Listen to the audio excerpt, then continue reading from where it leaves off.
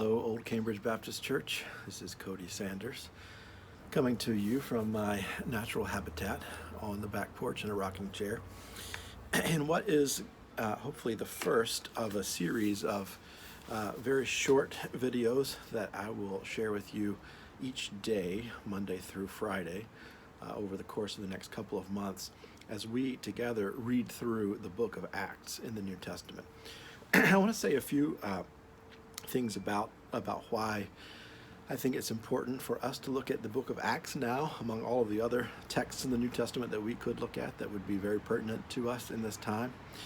But the book of Acts, as you may know, is the second volume in Luke's two-part narrative about Jesus, starting with the Gospel of Luke and then moving into the book of Acts that explores the early days of the Jesus movement. And in particular, I think it's important for us to think about the book of Acts right now because we are in a brand new context exploring what it means to be church together and to practice church together and to cultivate a community following the ways of Jesus into compassion and peace and justice together. We are even figuring out new ways of the Spirit's movement in contexts that are technological. I've been talking about this as cyber church, which is a really different way of being church together. Many churches have enhanced their presence with one another through technological means before, but there are very few instances in which people have had to practice church and community together via technology almost exclusively, which is what we're doing now in the midst of the COVID-19 pandemic. I also want to say one of the texts that I will be drawing upon in my own study of the book of Acts is a text by a scholar named Willie Jennings, who is a professor of systematic theology and Africana studies at Yale Divinity School that I heard recently speak about some other matters, and he mentioned this commentary that he wrote on the book of Acts, and I found his scholarship so compelling that I went and got this text. So I will be drawing upon this book some to help me reflect on the text of Acts, but what I want to encourage you to do is simply draw upon this text, the Bible. So all I want to invite you into is the practice of a daily reading of the book of Acts. You can access the breakdown of those readings into 52 small chunks of text that will be posted on the OCBC website and other places, and I'll probably be able to link that eventually in the comments below. And each day you'll see a very short video like this one from me that will have the text of Acts for the day in the title of the video. And I just want to offer a few words to help us get into the text that day. You might find these videos helpful for you to watch either before or after you have read, or preferably before and after you have read the text yourself. I want to say a few things about the context of Acts that I think Willie Jennings is really helpful in pointing us to. The very first sentence in his commentary on Acts is this: the book of Acts speaks revolution. It speaks of a beginning of a church, a beginning of a movement of people beginning to follow the ways of Jesus post the death and resurrection of Jesus. And it is the birth of the Jesus movement in the context of empire.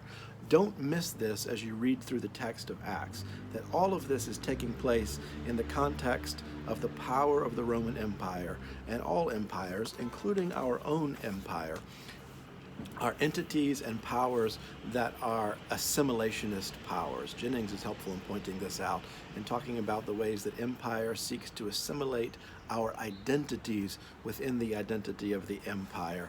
And this movement of Jesus beginning in the book of Acts is a revolutionary movement that is pushing against that assimilationist power of empire. I want to read this lengthy quote from Jennings because I think it's really powerful in setting the context for what we're going to look at in the next few days together. Jennings says, "The book of Acts beckons us to a life-giving historical consciousness that senses being in the midst of time that is both past and present and pulls us toward a future with God in the new creation.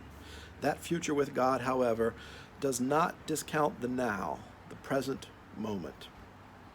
And I want to invite you into thinking about the time we are in right now, being a time between past and present and a beckoning toward the future that will, I genuinely believe, refresh us in ways that we weren't expecting, rejuvenate our imaginations for what it means to be church in the midst of this particular context and moving through this context of pandemic into the future that we will all inhabit together in some way.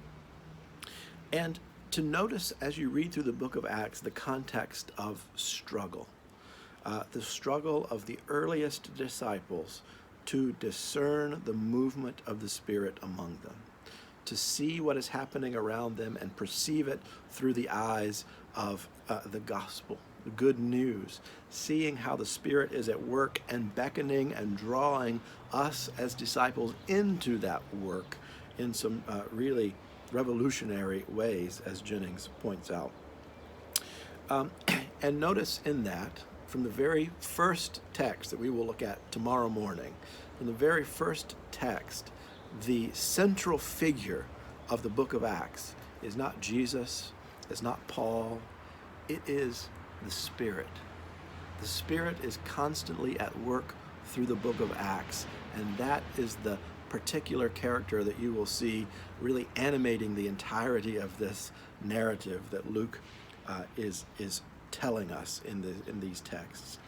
I want to end this brief video with this quote from Jennings that I think is a really provocative quote that invites us into seeing what the divine is up to in this book and in our particular context. Listen to these words from Jennings.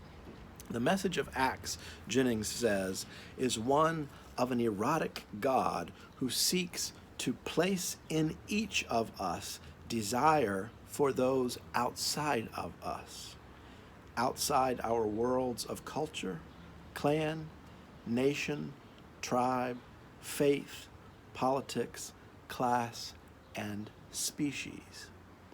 An erotic God that places within each of us the desire for those outside of us. So I invite you into this journey together to follow the leadings of an erotic God through the book of Acts. And I look forward to this exploration with you and all that it will do for us as a congregation. Take care.